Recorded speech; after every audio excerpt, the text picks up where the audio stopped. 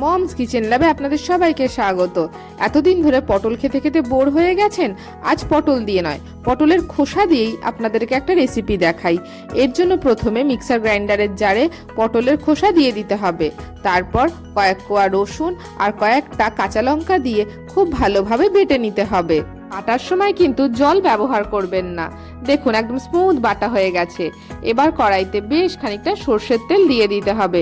তারপর কালো জিরে ফোড়ন দিয়ে পেঁয়াজ কুচি দিয়ে দিতে হবে। একটু নাড়াচাড়া করে স্বাদ মতন লবণ দিয়ে দিতে হবে। তারপর পেঁয়াজের রং পরিবর্তন হওয়া অবধি ভেজে নিতে হবে।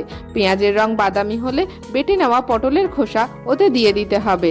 তারপর মিডিয়াম ফ্লেমে খুব ভালোভাবে কষিয়ে নিতে হবে।